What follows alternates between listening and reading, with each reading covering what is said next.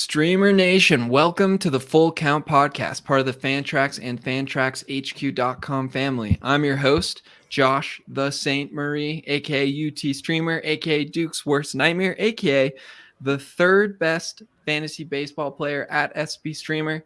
I'm here with Lauren Auerbach of Fantrax and SP Streamer fame. Lauren, I don't know about you, but I am pretty nervous right now. About what? I was hoping you would ask. It's kind of the elephant Good in the setup room. there. I like that. But our boss is just sitting here watching us, and I don't know what could be more nerve-wracking than Michael just sitting here. I don't know what he's up to. Wait, who are the two baseball players better than you at SP Streamer? Well, according to the and this might be wrong because I just did a quick skim through the TGFBI standings, but Drew is ahead of me and Todd Whitestone. Yeah. Is ahead of me. But I am ahead of Michael. There you go. I can't say I give that league maximum effort, but sometimes I don't get to the fab and that. No, I missed. Are you I missed fab last week? Where are you overall? Are you first in your league? No, I'm second in my league. We have a stud in our league. I'm pretty sure I hadn't heard of him before we were in the league, but I think he wins every league he's ever in. That's the vibe I get from him. So okay. It's a pretty strong vibe. I'm doing all right though, but could put more effort into fab. I think I still have quite a bit of money left. And so whatever. But while I am in third, I'm gonna say I'm the third best player in the company. Even though I'm actually the best, but you can't argue with the Go facts. for it.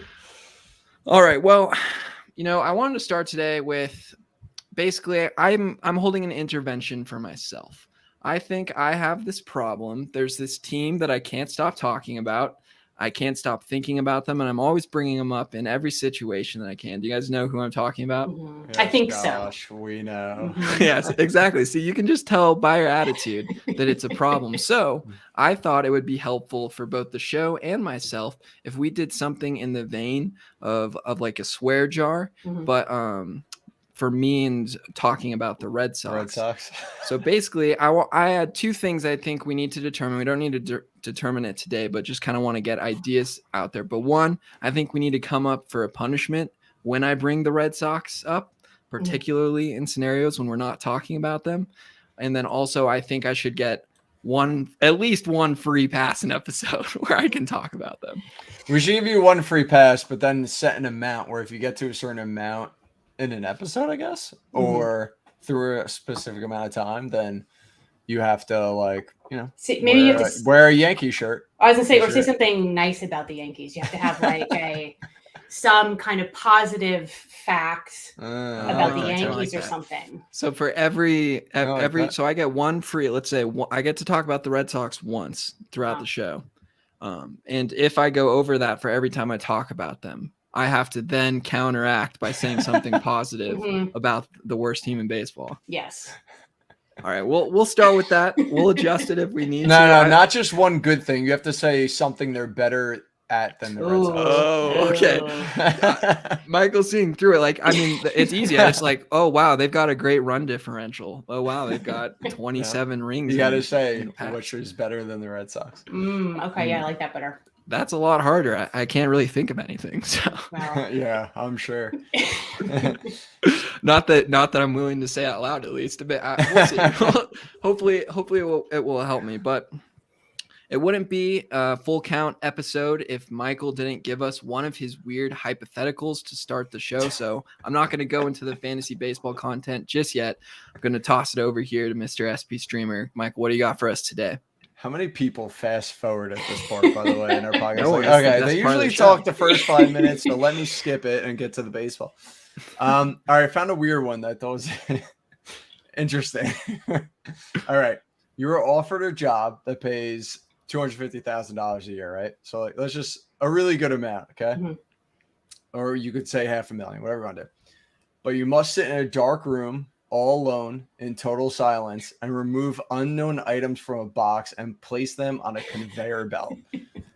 So you do that 8 hours a day. Would you take that job? Which part? What part is the bad part? I'd be like, yes. I mean, you're sitting in dark. You don't think seeing dark. One, seeing darkness every day. Two, you have no idea what you're taking out of these boxes. Like it could literally be like, I don't know. Is this something that's going to shit. hurt you, or you just don't know? Hey, you don't know. It could be anything. Is What there if it's a mouse traps? so you could get hurt possibly? I mean, there's no rules against you. You know what I mean? Mhm. Assuming nothing that can kill you. Mhm. Yeah, I would do that. What are the rules? All right, on, I guess like, this was an easy one. listening to like podcasts or like watching. No, it baseball, says in nothing? total silence. Oh, total silence. Okay, I missed that Dark part. room, total silence, no one around you. Boxes just come in. You have to take stuff out and put it on a conveyor belt. You have no idea what it is. Yeah, you'd have no sense of time. That would probably get pretty bad pretty quickly. Yeah, I feel But, like it's tougher than you what's- think. I mean, what's the, obviously I would do it, but How long? What's the duration again? I mean, just assume like a typical 8-hour workday. Oh. With an hour lunch. Yeah, but you're still in the dark. Oh no!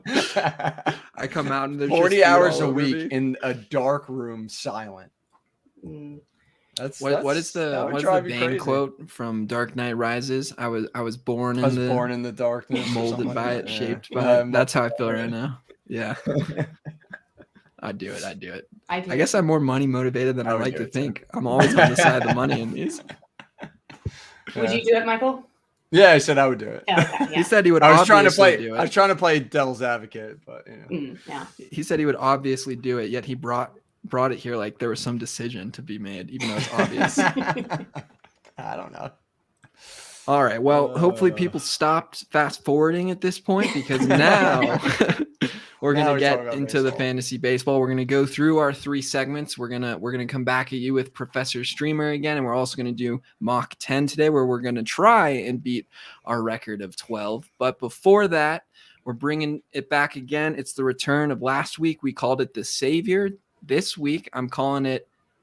It doesn't really work out loud, but I'm calling it the S bracket. But if you can imagine, it's S, it's capital S, capital B, and then racket. So it's stolen base bracket. Yeah, it doesn't work out loud. Mhm. It looks more creative on paper. is what I'm saying.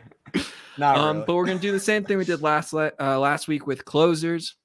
I've got 8 potential players that can help you with steals on your team. Most of them aren't widely rostered. I'd say one is pretty rostered and is likely rostered in any league that is a roto league. But I'd say I 2 threw of him in there as the 1 seed because I personally think he's a juggernaut that's not going to be taken down. But I want to know if there's someone out there that can take him down. And there are some people here that aren't as highly rostered. So, Lauren, Michael, you ready to get right into this bracket? Let's Right. do it. All right, I'm gonna do it a little differently. I'm gonna do it like this. In our first matchup, in one corner, standing at 5'10", 190 pounds, with a record of 18 steals, 1 caught stealing, and a 94th percentile sprint speed. From the Miami Marlins, your reigning, defending, undisputed stolen base champion of the world. It's the 1 seed. It's John Birdie. And his challenger, 6'2", 190 pounds, with a record of just 2 steals and 1 caught stealing and a 78th percentile sprint speed, making his return to the field shortly. From the team of speed, the Kansas City Royals, the 8th seed, Edward Olivares. All right, Michael, let's go to you. Do you like John Birdie or, well, I'm going to guess you're liking John Birdie, but are you going Olivares for steals? Were those accurate? Their weight and height? According to Baseball Savant, you can never trust that information. Players are always lying. Yeah, I mean, in terms of steals, you have to go John Birdie. I mean, I love Olivares. I think he's been hitting really well this season. I know it's just 15 games, but he's hitting the ball, like I said, hitting the ball really well. Not a high strikeout rate, pretty good hard hit rate. So I feel like there's a lot to like there. Overall, I kind of think I like Olivares moving forward overall as a whole, but just steals, obviously have to go with Birdie. I mean, he has 18 steals in like 38 games, which is insane. So Birdie. Lauren, you agree? I agree. Birdie's just been a stolen base machine, especially in the month of June. Stealing 14 of his 18 bases so far. He's on a team that likes to steal. Like you said, he's got really great sprint speed. So team context works. He's fast. He's getting on base. I'm going with John Birdie. Now, did you guys add Edward Olivares anywhere? He isn't quite back from his injury yet, but do you think managers should be trying to make that move before it is announced? I mean, I think so. I was outbid everywhere, so I got no shares of him. I did get one of O'Neal Cruz though, but yeah. So I do think absolutely he's a must add though. Yeah, I mean, and he's very close to coming off of the IL, and before he came off, he had I believe like a 7-game hitting streak, and he was just hitting really well. And of course, you don't know if he'll be able to sustain that. Over time, if pitchers are going to adjust to him. But yeah, I mean, why not? There's so much upside with him. I think that you have to take a shot where you can. Mm-hmm. Absolutely. Well, we'll see if anyone can even measure up to John Birdie. He is an unstoppable force right now, stealing second, stealing third. I'm not sure anyone can do it, but he's going to be our benchmark today. But with that being said, let's get into a little bit of a closer matchup, hopefully a very close matchup, as it is our 4 seed versus our 5 seed. So standing at 6'0" and 205 pounds, he has 9 steals, 2 caught stealing, and a 77th percentile sprint speed. Give it up for the 4 seed, Dylan Moore. And his opponent, the 5 seed, 7 steals, but 5 caught stealing, a 93rd percentile sprint speed from Los Angeles, but not really Los Angeles, California. It's 6'1", 188 pounds. It's not Taylor, and it's certainly not Ward. It's Tyler Wade of the Los Angeles Angels. Let's start with Lauren this time. Who do you like between Tyler Wade and Dylan Moore? This was such a toss-up for me, and I don't really love either of these guys. But if I have to choose, and since I have to choose, I'll go with Tyler Wade. Like you said, I don't love that he has 7 stolen bases, but it's been caught 5 times. But I think that he has his playing time. I think they both have playing time issues, but I think that Wade's is a little bit better moving forward. And when in doubt, I will generally go with the guy that has better contact and play discipline metrics. He's got an 89.5% zone contact rate and 83.5% overall contact rate, and he has above league average chase rate and swinging strike percentage. His slash line on the season doesn't look great. It's 215, 259, 274. But I think a lot of that is because he hasn't been walking a lot this season. But if he can figure that out, I think that, he can hopefully get his on base percentage bumped up so he can steal even more bases and hopefully not get caught at such a high rate. But I'll go with Wade. I know doesn't sound like a very convincing argument, but I really don't like either of these guys. It sounds like for you, whoever advances is going to get absolutely blown away by John Birdie.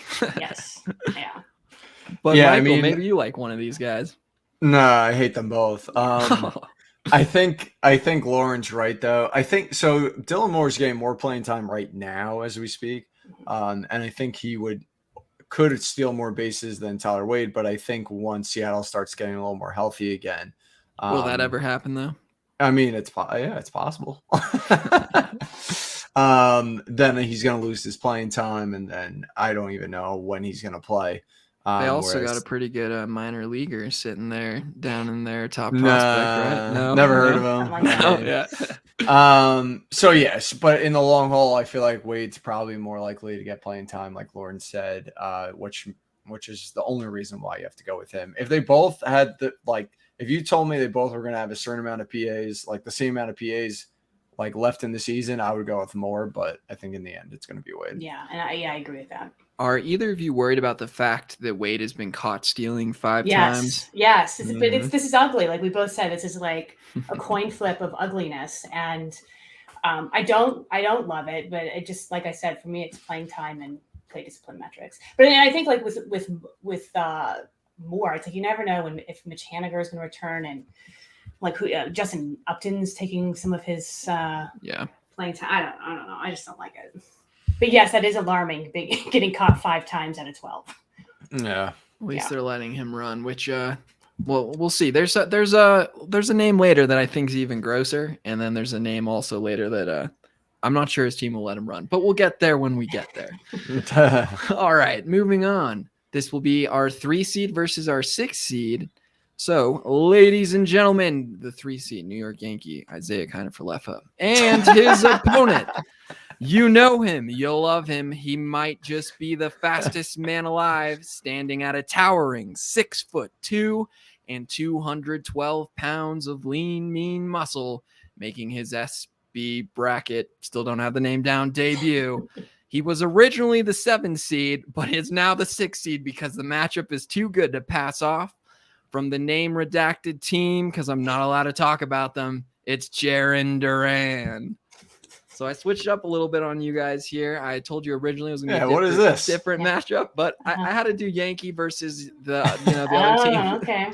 So I need to know, it's now IKF, Isaiah Kiner-Falefa, versus the recent call-up who is stuck a little longer than usual, Jarren Duran, who we kind of roasted all throughout last week's bracket with when we were talking about Jay Duran and the Twins.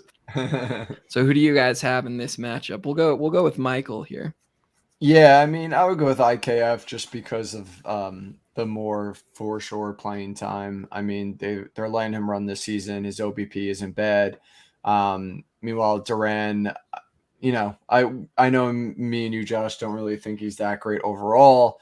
I'm assuming, are you alluding to him that they might not even let him run? Is that where you're? Yes, that is who I was hinting at earlier. The Red That's Sox my are not thought a team too. And yeah, why would you let? I mean, I feel like there's no reason to have him run. But yeah, I mean, said Red Sox. No.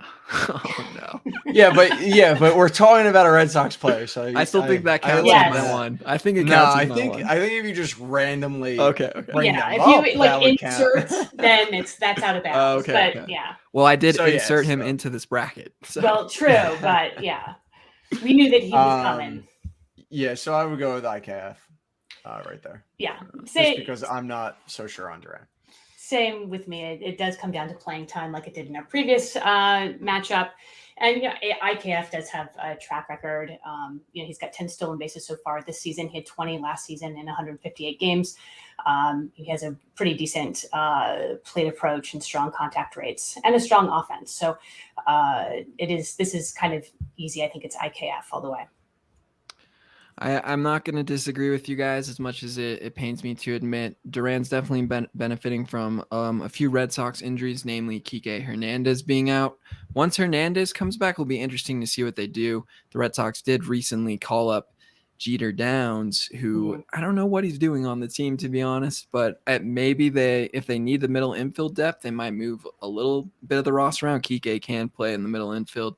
I'm not really sure what they're doing, to be honest, but Duran, he seems like a guy that's going to be up and down all season, so his playing time's just not assured. And, of course, the Red Sox and stolen bases aren't exactly a great match, though Duran did just have 2 stolen bases in his latest game. But Isaiah Kiner-Falefa will move on, and in our final matchup, coming to you all the way from Baltimore, clocking in at a blazing 30.3 miles per hour, which is good enough for the 100th percentile, an astounding 17 steals with only 3 caught stealings. It's Mike Curlin's boy, Jorge Mateo. And last, and quite possibly least, he was once heralded as a rising star, now hitting a measly 149 for perhaps the coldest team in baseball. He's got 2 steals, but 5 caught stealings. It's Vidal Brujan of the Tampa Bay Rays. All right, Lauren, I believe you're up this time. Easy decision here for you? I'm going to roll with Mateo. I think that, he already has 17 on the season. He has like an atrocious plate approach. He's striking out over 32% of the time and just horrible plate discipline metrics. But yet we are still sitting here and he has 17 stolen bases. So it would be awesome if he had a better approach. It's like, who knows how many more stolen bases you could add to his total if he improved. But he's not, and there we are. And I think that really with Brujan, like you said, he has 2 stolen bases, caught 5 times, and he just really hasn't, played well overall so far this season. And I'm not really sure, actually. I feel like the Rays could send him back down. So it's just, I think you have to go with Mateo here. He's, despite the poor, plate mechanics, he has 17 stolen bases on the season. Yeah, I mean, I agree. I think. Zach Waxman brought it up coming into this season. I thought it was a good point that last year they kept bringing up Bruhan, sending him back down, and vice, did it a couple times, and I think it just shows how like they don't really have a lot of confidence in him. And his OPP is like 214 so far this season. It's just atrocious. He just isn't hitting well, and I think he's a very high risk of getting sent down. I would go with Mateo as well. I'm not a fan of Mateo either. I think he's not a good hitter at all. Well, you're not allowed to like Mateo, right? Because Curlin loves him. And if they had anyone to replace him, which I don't even think they do, unfortunately, I feel like there's no way Mateo would be on the team right now. I will say in Mateo's defense, he is an excellent defender, at least according to some metrics. But there are some players in the minors. I mean, I don't know how aggressive the Orioles want to get with some of their young prospects, but even if they don't, they do have Terran Vavra, who is a decent prospect in himself. So I don't know, maybe they replace Mateo, but he does have 17 steals. I think it's worth noting that he's 18% rostered compared to John Birdie, who was 40% rostered. Now, I'm not going to put my hand on the scale, but I think that Mateo should be more rostered. I don't think that accounts for all roto leagues out there where you'd be looking for steals. So worth a look. But I think something's up with Bruhan. He had 44 steals in AAA last year, but only has 6 this year, and he's been caught stealing 5 times in AAA. So I don't know. There's something up with him. I don't know what's going on. And of course, it's the Rays. So I agree with you guys. No disagreement in the first round. And now we move on to the second round where we have John Birdie versus Tyler Wade. Based on your previous round comments, this might be pretty quick. Lauren, you kind of already gave us your vote. Is anything changed in the last 5 minutes? No, nothing at all. Yeah, definitely Birdie for me as well. Definitely Birdie. So far, no one has measured up to the stolen base GOAT of this season because, people don't steal like they used to. But next up, it's Isaiah Kiner-Falefa versus Jorge Mateo, division rival. It's a Yankee versus an Oriole. Are they rivals? Nah, the Yankees kind of own the Orioles. I don't know. Yeah. Okay. I mean, I was going to say, Michael, let's go with you. I would lean IKF here just because I think he actually has some plate discipline skills at all. I mean, if you look at Mateo, super low OBP, his OPS is very bad. Very low WRC plus. His batting average kills you. I know he has a lot of steals already, but I don't know. I don't know. I guess it's hard for me to just fathom like the Orioles just continue to play him. You know what I mean? But I don't know. Maybe you're right. What about the Yankees and Isaiah Kiner-Falefa? I know he's there for his defense, but they have a lot of hitters that they can fit in that lineup, and I don't know if IKF. I think they need him. Honestly, I think he'll continue to get good playing time. I mean, I think he. Let's see. I'm looking at something real quick. Why is looking at that, Lauren? What are your? I was gonna say I'll go with the upset as well with IKF here. I think that there's a track record here. The plate discipline metrics are stronger. He's on a stronger offense. I just feel like IKF feels really solid to me in terms of stolen base opportunities, and I like IKF here. IKF has only not played twice in the last month, so. That's pretty good. I mean, Joey Gallo isn't. They're gonna keep using that much playing time. But would you guys say it's safe to say that IKF is probably the better option? At least you guys are voting for him long term. But if you're looking for a really quick fix, if Jorge Mateo's out there for stolen bases, would you go Mateo instead? I think maybe it depends. I would look at. If you can't afford to do it with batting average, I know like batting average can be a little iffy, but there's a big difference between the two of them. Mateo is barely sitting at 200. He's got a 202 batting average. IKF is 273. And I don't know, I guess maybe if it doesn't bring your batting average down a ton, I guess if you want to go with Mateo, yeah. I mean, Mateo's going to get more steals probably if he keeps playing, but in terms of fantasy, I mean, I feel like he's just going to end up giving you negative value anyway. Like, it's not even worth it. I think it's just a total opposed to IKF. Yeah. You know what I mean? Yeah.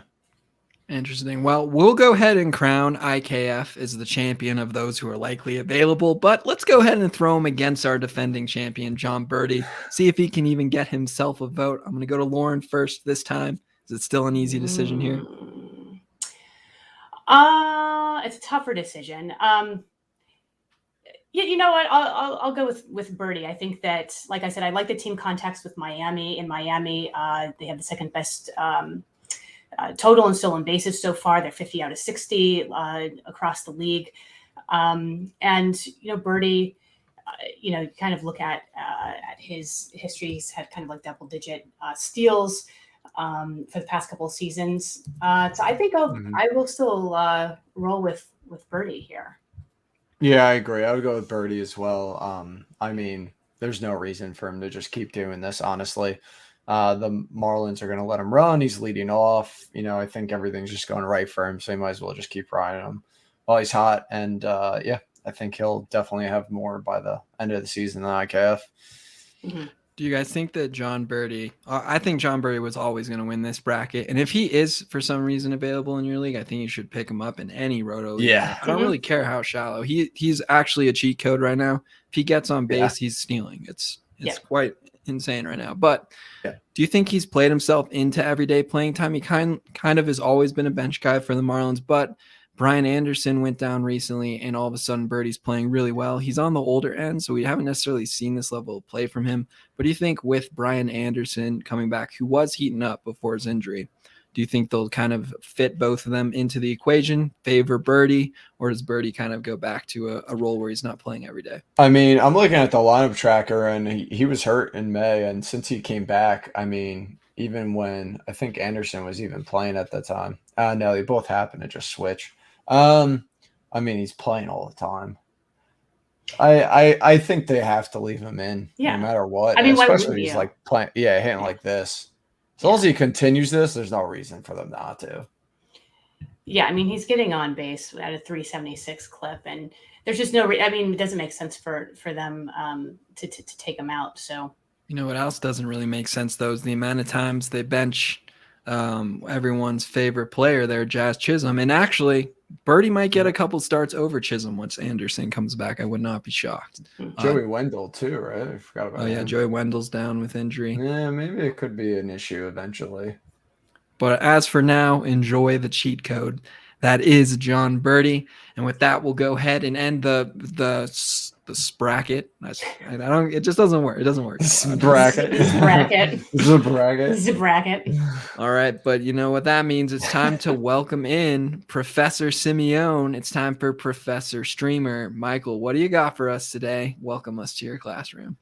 I like when Lauren does this better. I don't like when the spotlight's on me. I mean, no. So I thought, what better to talk about than streaming pitching. So I figured we might as well just like quickly discuss that. I mean, I've written articles about it, but I've kept track of every streamer essentially the past like 3 years. I've kind of kept track this year. I've been like slacking in that category, unfortunately.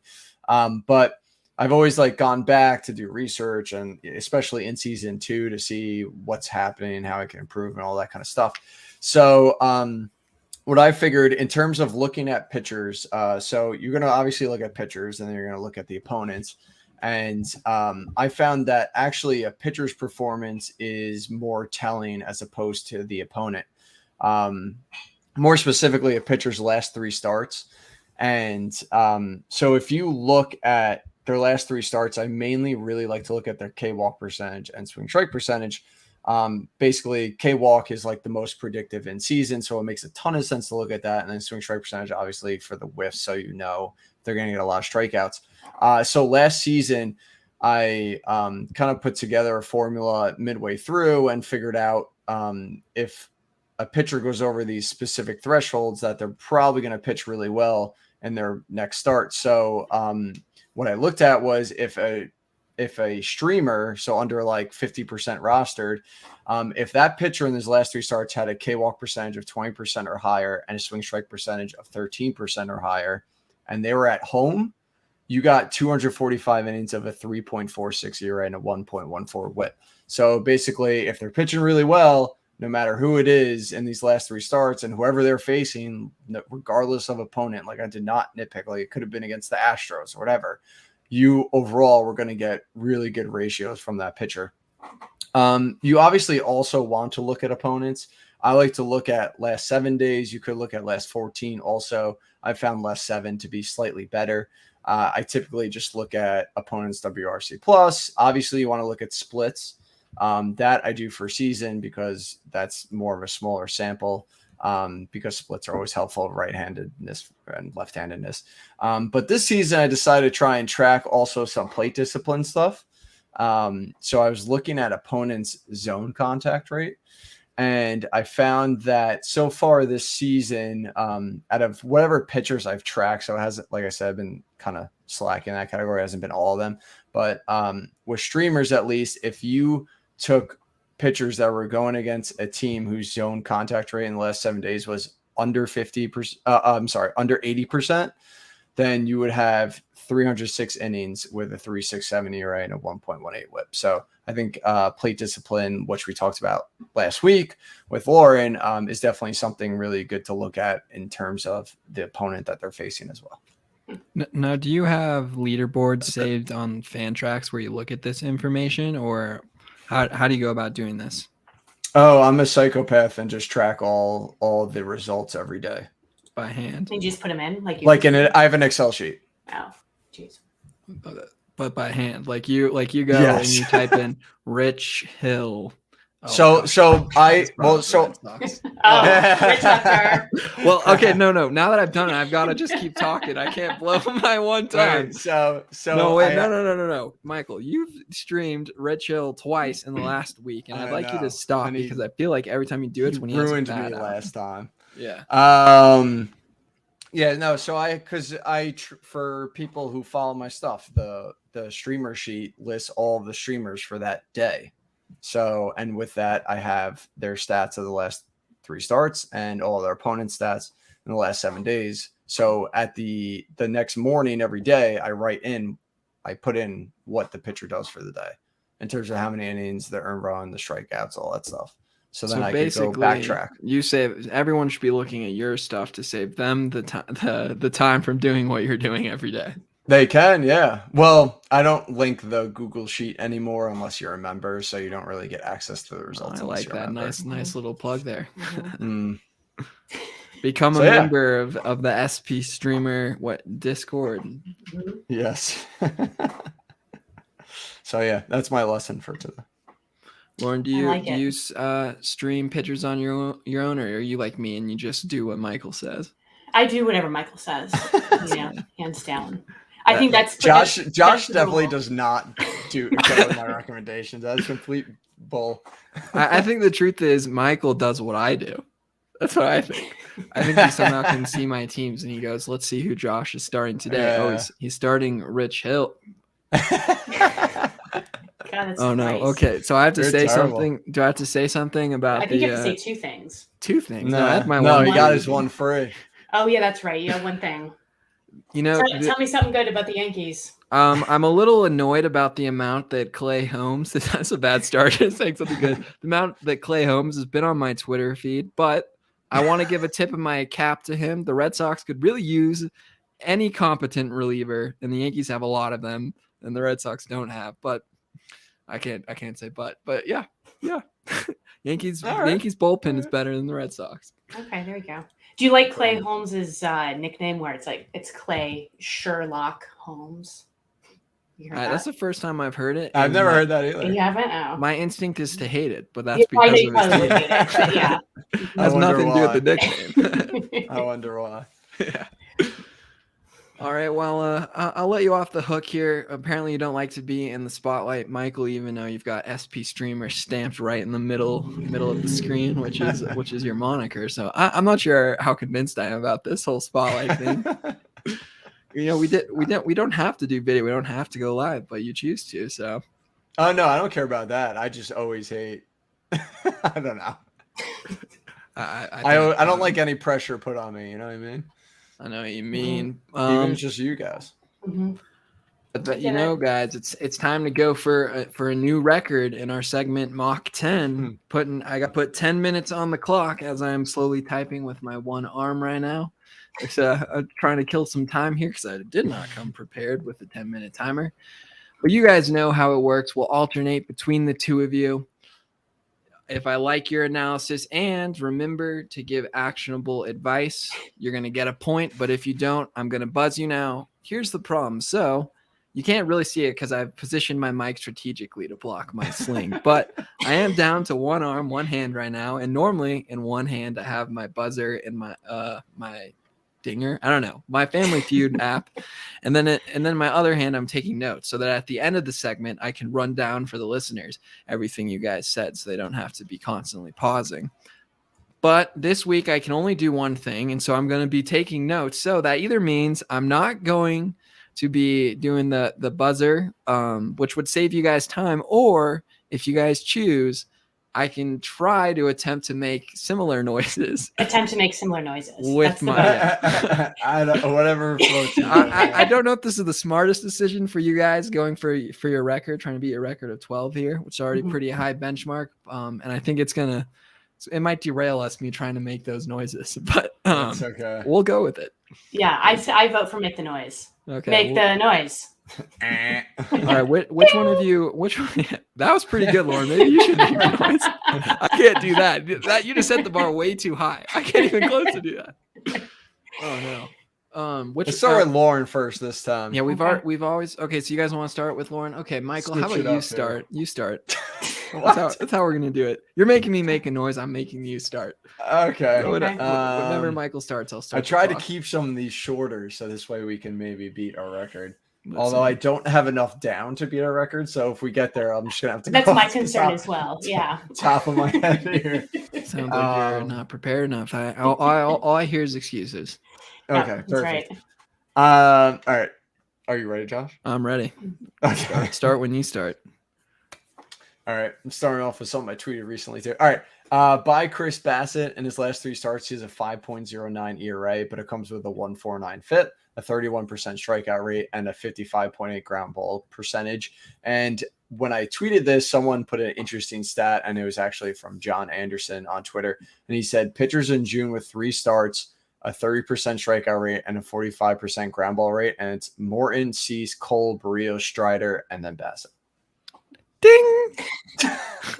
If you're looking for power, I say buy Luke Voit. In the past 9 games, he has 12 hits, including 6 doubles and 4 home runs to go along with 8 runs scored and 11 RBI.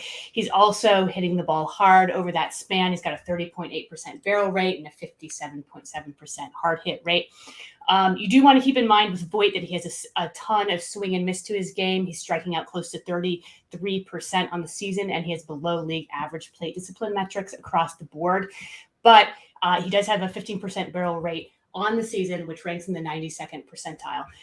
The Padres have been a run production machine. They've led the league in runs scored and RBI over the past 15 days. Luke Voit has been primarily hitting cleanup, so there's a lot of production to be had on his end. We all know that he's a power bat as long as he can stay healthy, and he is healthy right now. So go out and buy Luke Voit for power. Ding! I'm gonna laugh every time. I don't know. I warned you. All right. I'm gonna say sell Connor Joe. In April and May, he hit 271 with 4 home runs and 2 stolen bases while hitting leadoff for the Rockies. But it also came with a mediocre 102 WRC plus and 321 BABIP, which shows he was a little lucky. Now in June, he is hitting 261, but he only has 1 home run, 1 stolen base. His BABIP is even higher. His WRC plus is still only around 100. His ISO has dropped to just 101, and his barrel rate has gone down to just 4%. So I think you should sell Connor Joe. Maybe someone still is buying into him. Ding. That was an underwhelming ding. He got rid of the high pitch. Trey Mancini, he's been cold of late. He's gone 2 for 26 in his last 6 games with only 1 run scored. However, I say hold or buy. I think this is likely just a blip on the radar. And overall, his season stats are still strong. He's slashing 283, 362, 416 across 258 plate appearances, and all of his X stats indicate that even better days are ahead. In fact, he's striking out at a career best 19.4% rate. His 11.2% barrel rate and 43.8% hard hit rate are the best he's posted since 2017. And his contact rate, zone contact, overall contact, and swinging strike percentage this season are all career best. The pushback of the left field wall in Baltimore has impacted some of Mancini's numbers. He only has 6 home runs on the season so far, but I still think that he's a good candidate for, like a low 20 home run number. So I think that plus solid run production numbers and a plus batting average when the league batting average is 241 makes Mancini a hold and or buy. Oh gosh. I'm going to say stream Yuli Gurriel. In the last 2 weeks, he's only hitting 189, but it comes with a ridiculously low BABIP, so he's been super unlucky. But with that has come an elite strikeout rate. In the last month overall, he has increased his barrel rate, hard hit percentage, and had a new season high in max exit velocity. I think we can't forget that last season, Gurriel did hit 15 home runs with a 319 average. And according to all of his underlying stats, it looks like he should start hitting for more power moving forward, as well as better average. So I feel like it might be worth it to like stream him, see if he does start improving over the next couple of weeks, and then you can hold him and profit off of it. I don't know how I feel about you encroaching on my territory here of streaming hitters, but ding. Alec Thomas, he's on a 12-game hitting streak with 9 runs scored and 5 RBI and 4 stolen bases over that period. His hot bat has moved him up to second in the batting order for the last 3 games. And on the season, Thomas is hitting well. He's slashing 276, 338, 440 with a 341 WOBA, all of which are consistent with his expected stats. There isn't a ton of run scoring options with the Diamondbacks, but that doesn't mean that Thomas can't be a productive player. He doesn't strike out a ton, and I think you're looking at a 15 home run, 10 stolen base season. And it's definitely in the cards for Thomas to go along with the plus batting average. None of that is super sexy, but it plays into all leagues, so you should go out and buy Thomas. Ding. All right, I'm going to say buy Blake Snell. In 6 starts this season, he has a 5.46 ERA, but it comes with a 3.43 FIP, a 3.75 xFIP, a 57.2 left on base percentage, which means he's been super unlucky, and he's still getting strikeouts with a 26% strikeout rate. So if someone is only looking at their ERA and they want to sell him off, I think it's a good chance to buy him. Ding. That was fast. Ooh, I didn't know if I would get it that. Nelson Cruz, overall, he's had a lukewarm season, but he's recently been on a cold streak, going 2 for 29 over the past 7 games. I say sell. I think that on the season, he's had strong plate approach numbers, but the arrows are trending in the wrong direction when it comes to his power metrics. His 113.8 max EV and 11.5 barrel rate are career lows, and his hard hit rate is down 5 points off of his career mark. He's also hitting the ball in the ground just over 51% of the time. And the last time Cruz had a ground ball rate over 50%, you have to go all the way back to his rookie season in 2005. There's also a jump in his chase rate to 35% this season, and we saw that last season. So I don't know if the 41 years old is kind of catching up with him, or a decline of skills, or a combo of both. But you drafted Cruz for his power, and I think you're maybe only looking at 25 to 28 max home runs this season, and that's not what you signed up for. So I say sell Cruz. Ding. I'm going to say sell Carlos Rodon. He's pitching great with a 2.84 ERA in 13 starts, and he's one of the best pitchers in the league. But we all know that shoulder can fall apart at any time. He's had shoulder issues basically every season for the last forever amount of years. His velocity, especially lately, has kind of been everywhere, from 94.7 miles an hour to 97.6 miles an hour to then 95 miles an hour. So I feel like that shoulder's maybe starting to give up a little bit. I feel like he's a ticking time bomb, and you could definitely get a ton for him in your leagues. So I think it's well worth selling Carlos Rodon. Ding. I thought about it, Buzz. That one's crazy. Ozzie Albies Ozzie Albies went down, but have no fear. Orlando Arcia is here. I say you stream him, especially in the short term, and see what you get, and especially in kind of deep leagues. Since filling in for Albies, he has 9 hits in his past 6 games, including 2 home runs. And on the season, his sample size is small. He only has 78 plate appearances, but he's posting career numbers in barrel rates and hard hit rates. These numbers will regress, but looking at his expected stats, they look not too shabby. He's got a 319 XBA, a 595 X slug, and a 412 X WOBA. Additionally, Arcia has had a solid plate approach. He's hitting less balls into the ground, and he's posting some excellent plate discipline metrics with a 25.9% chase rate and an 89.4 zone contact rate. The playing time will be here, at least in the short term. The Braves is a good offense, so see what you get, right, Arcia? And but be prepared to jump off if things go south. Ding, minute 40 to get 3 to break the record. Mitch, all right, by Mitch Keller. In his last 4 starts, he has a 2.42 ERA rate, the 1.21 WHIP, and a 20% strikeout rate. It's because he ditched his four seam and went sinker heavy after coming back out of the bullpen. So I think you should buy Mitch Keller. Brendan Donovan, he's got 15 hits in his last 9 games with 8 runs scored and 7 RBI. He's also having a really strong season overall with a 313, 420, 429 slash line and a 147 WRC plus. He's got strong plate approach, and he's had these skills throughout the minors. He's carried them over to this season, as well as excellent plate discipline metrics. He's getting on base at a 420 clip, and he has been batting second in the order over the past 6 games. There's no power there, but I think that he could be a sneaky source of runs, and he may throw in some steals, and St. Louis likes to run. So buy Brendan Donovan. Ding. Buy Nick Pivetta because he's on the Boston Red Sox. Oh, Come on. You have to ding that. I almost did. Lauren. I say maybe buy Ezekiel Duran for stolen bases. And we didn't talk about him earlier in the season, but he's one of the Rangers' top prospects who's been hitting well since his June 3rd call-up. The Rangers like to run. He's getting on base. He's got a 97th percentile speed sprint rate. And he's not just a one category contributor. He has a little bit of a pop, a little bit of speed. He's shown that throughout the minors, and you're seeing it this season so far. So buy Ezekiel Duran because you never know when you need those steals. With 3 seconds to spare, that's the record. Ding. Not give me the Nick Pivetta 13. Michael with the sneaky tactic in there, but I run a fair gambit here. I'm not giving out free points.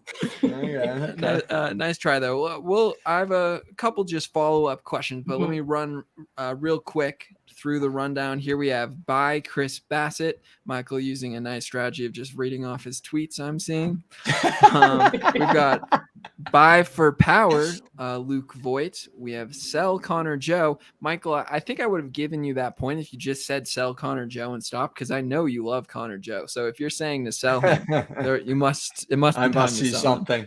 Yeah. We've got hold or buy Trey Mancini. We have stream / see what happens with Yuli Gurriel. I've got that right. It's Yuli, right? Mm-hmm. Okay. Buy Alec Thomas. Buy Blake Snell. Sell Nelson Cruz.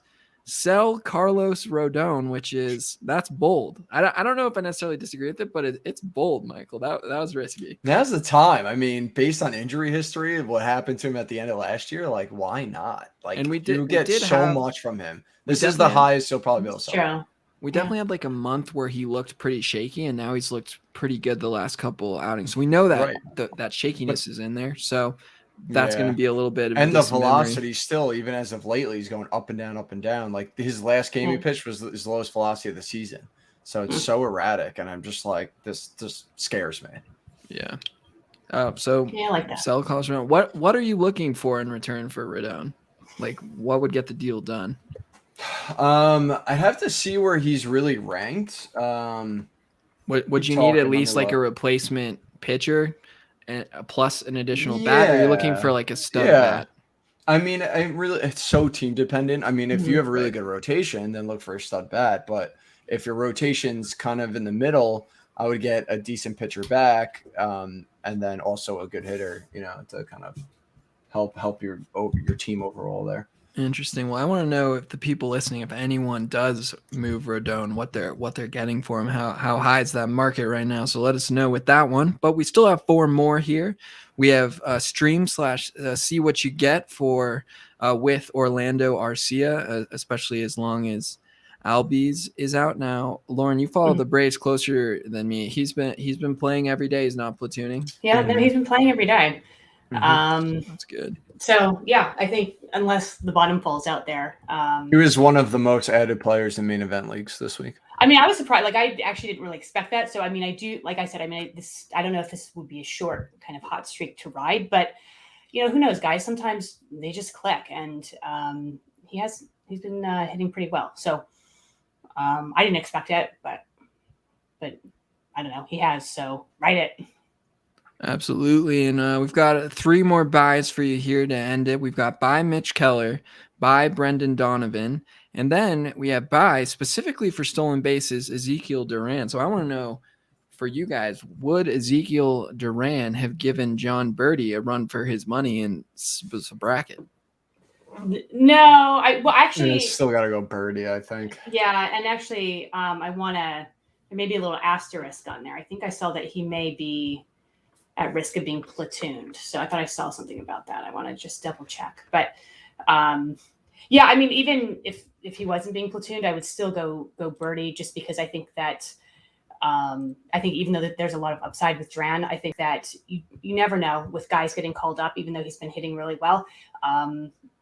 Baseball's about a game of adjustments, and if pitchers kind of start getting him to not hit, he just doesn't have that track record really yet. So I would go Birdie. He might platoon, but it'd be strong side platoon. I mean, Duran hasn't really stolen anywhere near the amount of bases that you could see from Birdie. Right. You know what I mean? I don't think it comes. Would you even pick? Oh, am I allowed to bring him up? Or the same guy with the same name, the last name? I would go with Duran? I would Ezekiel. I would go with Ezekiel as well. You just for stolen bases, or you're just saying in general? Well, I think stolen bases. Yeah, probably just. I would say stolen bases. I mean, I think maybe that both, because he does have that playing time advantage. Even if he is in a strong time platoon, he probably gets more playing time. Right. Yeah. All right. Well, I'm debating saying it. I'm gonna try and get away with it by saying this. I feel like you guys missed a very good opportunity to say something negative about a certain team, and specifically avoiding a certain player that was just called up by them. But that was I don't know if anyone knows what I'm talking about, but I feel like that was a free point. But a rare opportunity to say something negative about a certain team, and that you would actually agree with it. Well, yeah. Interesting. Well, that was our show. We did break our record this week, 13. I'm debating, because if you guys want to keep breaking your record, I'm going to keep having to ding you, but I might need to get a little harder. It's just I never even got to show you off my buzzer. Right? I'm gonna do it now. Okay, hold on. With your broken hand. Was that good?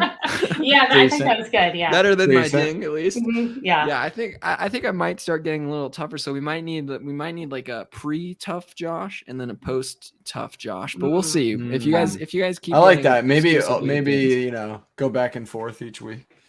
Oh, you don't want to know Josh 1 week. It's like an additional game in the game. Is this the tough Josh? We'll know immediately, I guess. Oh man. All right, well, that is our show. As always, you can find all 3 of us on Twitter. I'm at UT Streamer. Michael is at SP Streamer. And then once again, breaking the pattern. I'm waiting for her to change her Twitter handle, but it's at LK Auerbach, which is AUERBACH. You can also watch us live or on video playback on Twitter. Michael tweeted out the link if you would rather do that than just listen to the podcast. But wherever you're listening, whether it be on Twitter or on a podcast platform, be sure to like, retweet, rate the podcast, give us some feedback, let us know what you think. And that's the Full Count Podcast. That's strike 3, which means we're out of here.